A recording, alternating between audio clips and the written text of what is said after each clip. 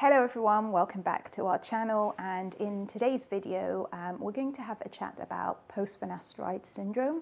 This is a condition that doesn't get very much attention, to be honest, and it's a little bit controversial, but I think it's worthy of discussing, highlighting a little bit, so that anyone who is considering finasteride or any other medications for hair loss or any other treatment should at least be aware about this. Before we get started, if you're new to this channel, welcome. If you're a returning visitor, welcome back, and thank you for your support.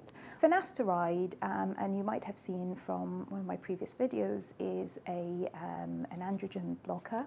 And it's been around as a medication for a long time. Initially, it was developed for benign prostate hyperplasia, so an enlarged prostate.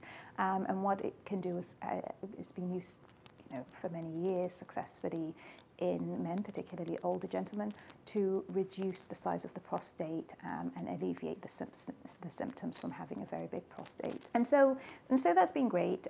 The thing with finasteride is, over the years, more recently, it's also gotten attention for actually helping with male pattern hair loss, which, as you know, excess androgens and the effects of DHT on the hair follicles can cause hair loss and male pattern and androgenetic hair loss. And so finasteride was found to reduce this and actually help with hair regrowth.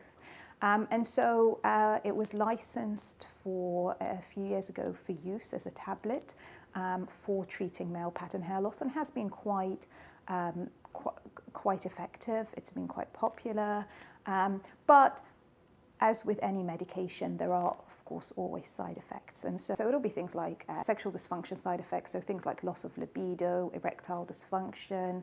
There can be things like growth of breast tissue in men. There can also be, and also women actually, there may also be things like weight changes or mood disturbances. And so these are thankfully rare side effects, but they're things that should and are discussed with the patient ahead of any treatment. So anyone with a history of severe anxiety or depression, with anxiety or depression, is better off not having finasteride prescribed to them. And then people, anyone who experiences these during the treatment or any of the sexual dysfunction side effects, is supposed to stop the finasteride.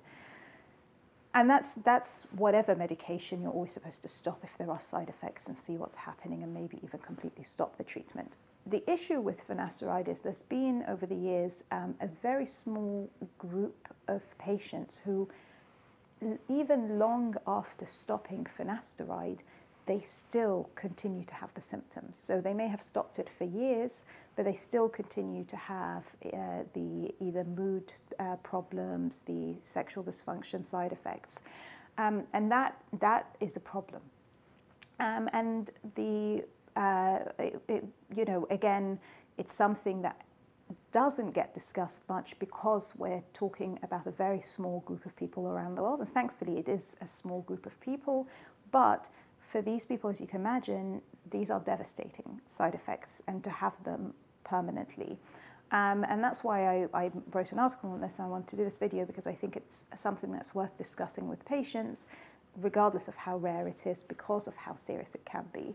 And so the things to know about post-finasteride syndrome is at the moment it's not something that is, it's not formally acknowledged, but it is being more seriously looked at. There are a few resources that have been increasing over time, especially support groups. So the Post-Finasteride Syndrome Society was launched in 2012, and that collects these case studies and provides advice to sufferers and support. In terms of in the literature, whilst there haven't been many cases written about, there are still, and increasingly there's a bit more information. And what we do know is, there's a small subset of people who develop these side effects, and then even stopping finasteride doesn't seem to improve them, or if it does, it may improve a little, but not completely return to normal.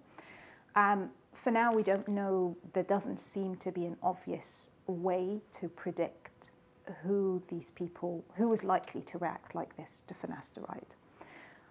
There doesn't seem to be an obvious medication or therapy. So sometimes some people have responded well to things like cognitive behavior therapy, and that unfortunately has meant that it gets dismissed as a psychological problem.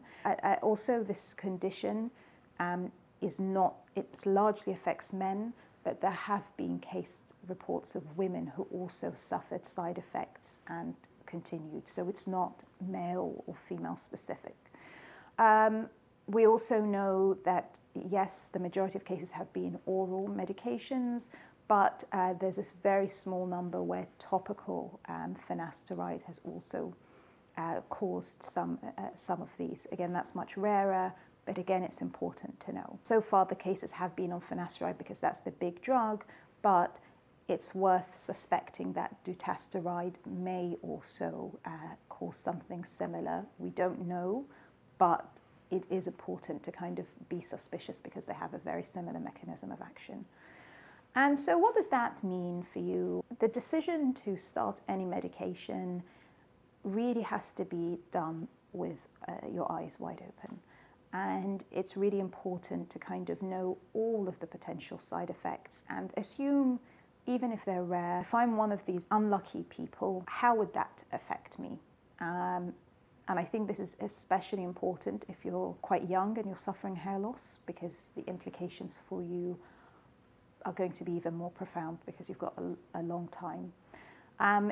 It's not to say that no, you should say absolutely no to finasteride, but you should be much more cautious. I think finasteride, and especially orally, tends to be a little too readily prescribed. I've had some patients who received treatment elsewhere and they've come to us because they stopped their treatment because they've had these kind of side effects, and they're not, they don't feel that they were necessarily told about this in detail up front. And so it's really important to kind of just be aware of these things. It's important to maybe consider all of your options before immediately jumping to something. It's important to work with a healthcare provider if you do use finasteride or dutasteride, whether it's oral or topical, that you have constant monitoring, and to have a low level. If anything seems amiss, a side effect, don't dismiss it, because that's really important.